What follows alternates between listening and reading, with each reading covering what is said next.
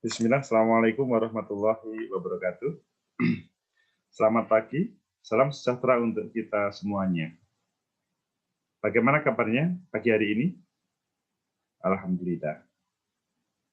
Ya, jawaban yang menyenangkan, mengembirakan karena pada perkuliahan pagi hari ini saudara sehat semuanya. Semoga yang agak tidak tahan perubahan suhu maka sudah sehat. Pertemuan ke-11 ini kita membahas iptek dan sosial budaya, maksudnya ilmu pengetahuan dan teknologi yang dihubungkan dengan kehidupan sosial dan kehidupan budaya. Ya, mata kuliah atau pertemuan ke-11 ini kita mengambil tema atau menampilkan tema sesuai dengan jadwal yang harus kita tampilkan sangat sesuai karena itu tadi kemarin kita membahas bagaimana kita itu sebagai makhluk sosial bisa berkomunikasi atau bisa bersinergi, bahkan bisa bagaimana ketika berbagai tantangan kehidupan datang, itu kita bisa welcome terhadap mereka semuanya. Bahkan kita ditarget menjadi masyarakat yang ya atau menjadi agent of social change dalam setiap kesempatan. Peran manusia sebagai subjek dan objek iptek. Ya, ilmu pengetahuan dan teknologi itu adalah alat bantu manusia. Dia bukan sebagai tujuan dari kehidupan manusia. Ingat, dia sebagai alat bantu. Ilmu pengetahuan, sehebat-hebat ilmu pengetahuan, dia alat bantu manusia menjadi makhluk yang paling sempurna, paling hebat.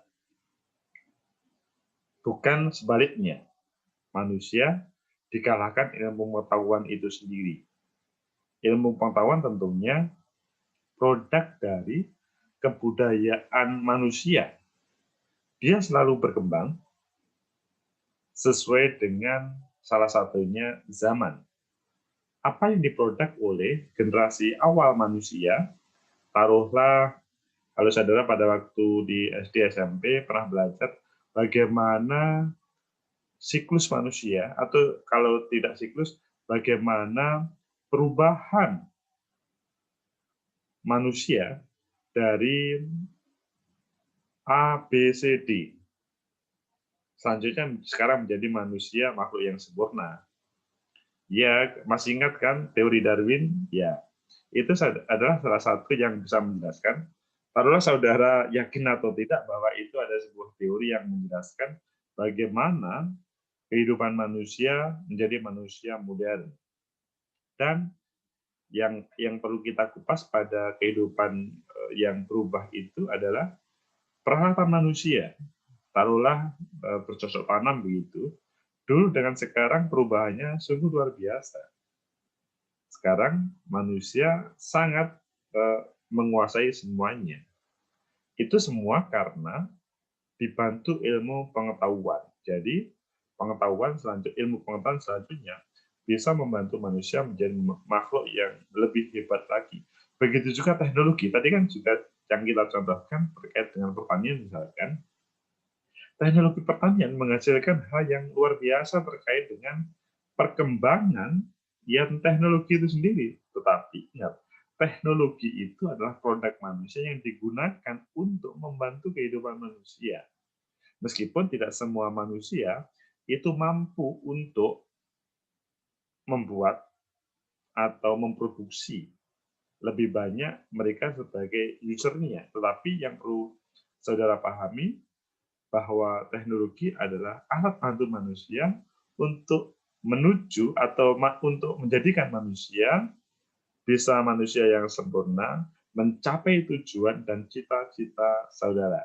Sehingga pada kesempatan ini ketika ilmu pengetahuan dan teknologi dihubungkan dengan kebutuhan saudara sebagai untuk mencapai masa depan saudara, apalagi ilmu sosial budaya dasar ditampilkan menjadi mata kuliah yang wajib bagi saudara, maka ya semua ilmu pengetahuan dan teknologi yang berhubungan dengan saudara itu sebagai alat bantu saudara sebagai subjek manusia, tidak objek manusia. Kok apa hubungannya? Apa perbedaan subjek dan objek?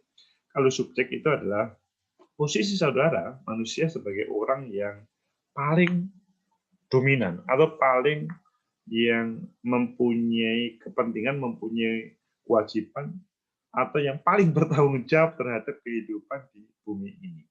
Nah, kalau berbicara objek, maka bukan manusia sebagai objek itu sendiri, bukan. Tetapi dia, manusia, adalah sebagai subjek yang bisa membuat objek selanjutnya semua mengikuti apa yang merupakan kebutuhan manusia atau saudara. Kedua adalah dampak iptek terhadap kebudayaan. Coba saudara perhatikan, apakah ilmu pengetahuan dan teknologi itu berdampak positif atau negatif terhadap kebudayaan? Ayo kita contoh pada kehidupan yang ada di saudara. Taruhlah misalkan budaya, apa kalau saudara mau mencontohkan? Taruhlah kita ke Tengger ya misalkan ya. Di Tengger itu adalah ada budaya, kehidupan budaya yang luar biasa di sana, menyatu dengan alam. Dan kita tidak ngomong agamanya ya, tapi ngomong budayanya ya. Bahwa di sana masyarakat itu bisa saling membantu. Selanjutnya, meskipun mungkin kalau dikalkulasi secara kuantitatif, berbicara kehidupan di sekitar Tengger, itu sulit. Tetapi sampai hari ini mereka bisa hidup yang luar biasa dan bahkan menjadi daya magnet bagi orang untuk menghadiri ke sana. Budaya kebersamaan masih terjaga. Nah, coba saudara tampilkan dengan budaya yang berbeda. Kalau budaya di sana, kalau berhubungan dengan kehidupan manusia, budaya jalan kaki itu adalah yang paling utama mulai dahulu sampai sekarang. Meskipun sekarang sudah ada banyak kendaraan, tapi di mana-mana mereka jalan kaki. Tapi kalau saudara bandingkan dengan saudara yang orang yang sekarang hidup di kota, misalkan, semuanya berhubungan dengan dia perkembangan teknologi.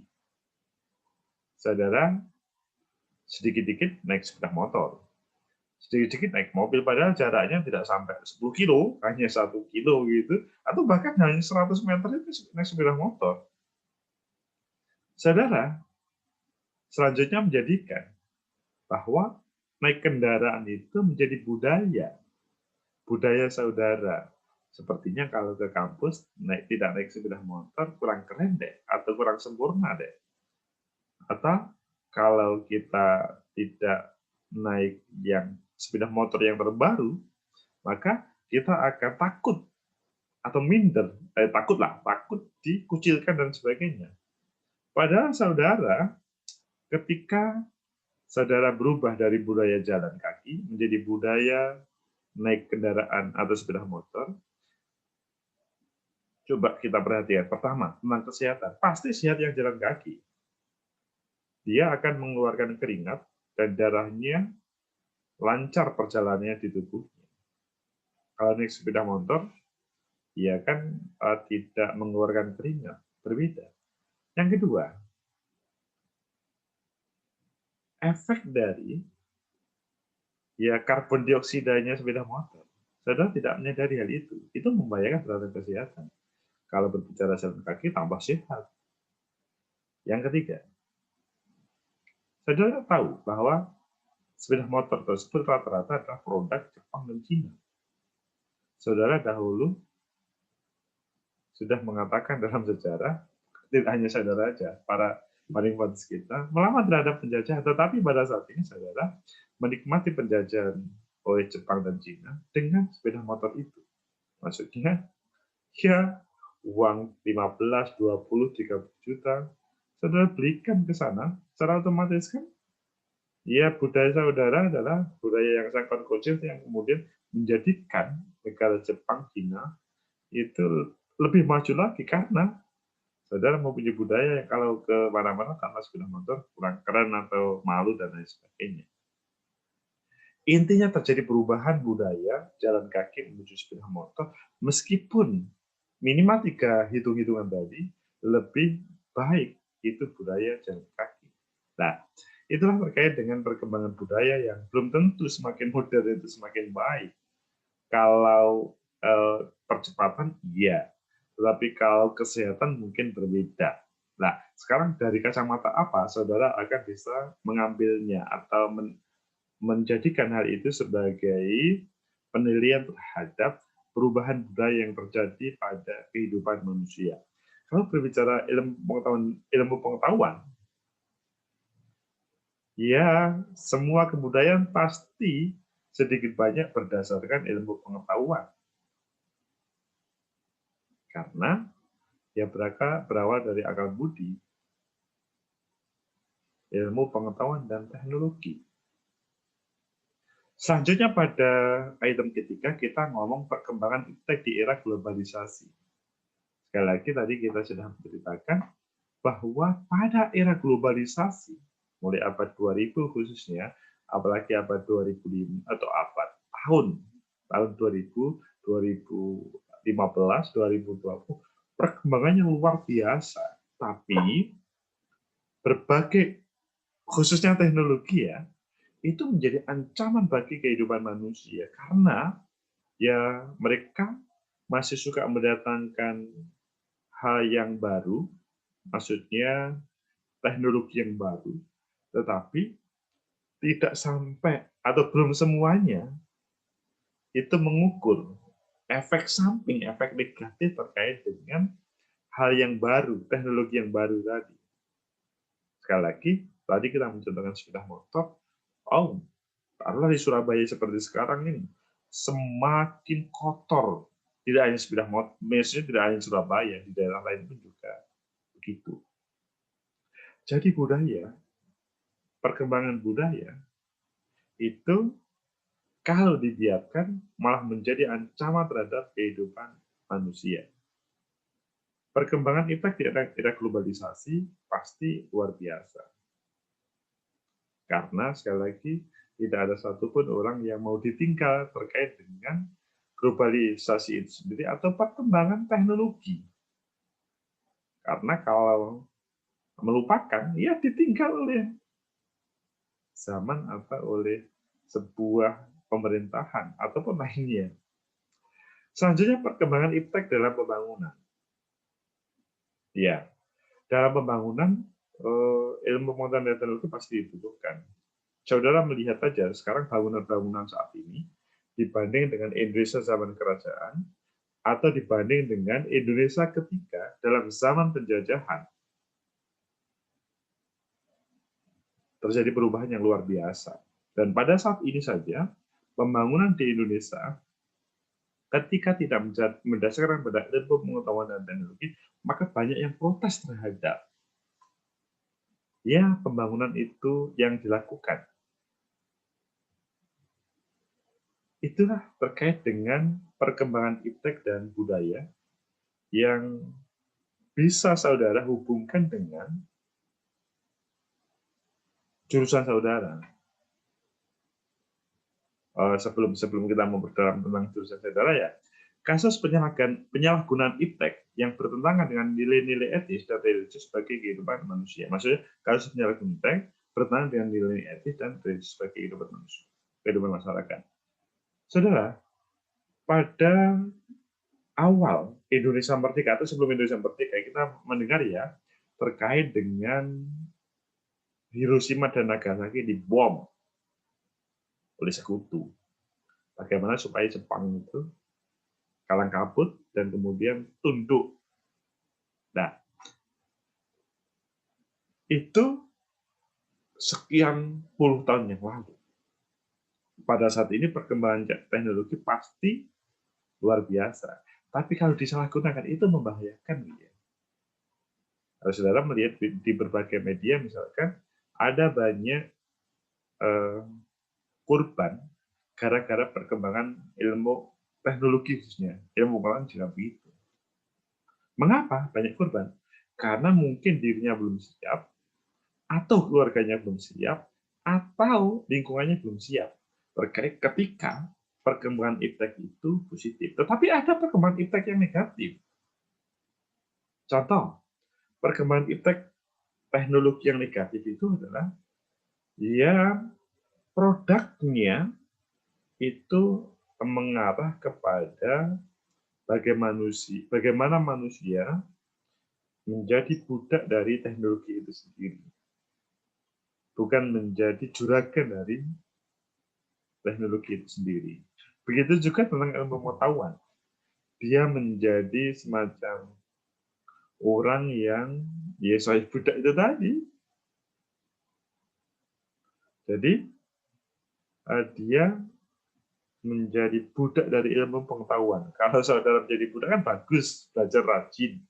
Tapi ketika seseorang menjadikan ilmu pengetahuan segala-galanya, bahkan taruhlah misalkan melupakan agama, atau taruhlah misalkan melupakan kehidupan sosial saudara, kehidupan yang sangat berinteraksi dengan tetangga ataupun warga lain, itu kalau terjadi maka membahayakan keberadaan ilmu pengetahuan dan teknologi.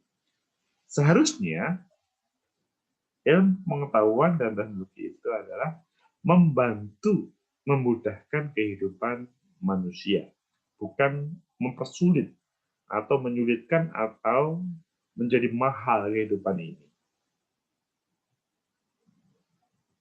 Ya, kalau ada orang-orang yang tidak bertanggung jawab terhadap negara ini, khususnya dalam dunia iptek yang berhubungan dengan pemerintahan, maka pasti dia menjadi musuh banyak orang. Dia hanya produk yang orang tahu sedikit saja itu menjadi musuh. Jadi saudara-saudara, terkait dengan peran manusia sebagai subjek dan objek iptek, saudara tergantung pada saudara. Saudara ingin menjadi subjek atau objek. Subjek itu akan banyak positifnya, objek itu menjadi sebagian negatif. Tetapi hal ini tidak harus menjadikan saudara lupa diri. Gara-gara saudara, saya ingin menjadi subjek dari iptek, maka saya akan menciptakan bla bla bla bla. Padahal saudara tidak mempunyai kemampuan, atau tidak mempunyai pengetahuan, atau bahkan saudara tidak punya budaya, itu menjadi masalah. Saudara, intinya adalah hubungan manusia dengan subjek objek ilmu pengetahuan dan teknologi itu sangat erat, sangat bisa saling membantu, mensupport, dan kalau saudara bisa menundukkan ilmu pengetahuan dan teknologi, itu hebat. Saudara bukan budaknya atau bonekanya ilmu pengetahuan dan teknologi, tapi menjadi juragan penguasa dari ilmu pengetahuan dan teknologi sehingga bisa dimanfaatkan untuk banyak orang. Sehingga ketika berbicara pertemuan ke-11 ini, maka kita langsung bisa mengarahkan, materi perkuliahan ini bagaimana, misalkan saya sebagai orang teknik, itu menjadi orang yang sangat sosial, atau peduli terhadap kehidupan sosial, ataupun penjelasan lainnya. Semoga ada manfaat, semoga kita bisa bertemu pada pertemuan selanjutnya, yaitu pertemuan ke-12 minggu depan. Assalamualaikum warahmatullahi wabarakatuh.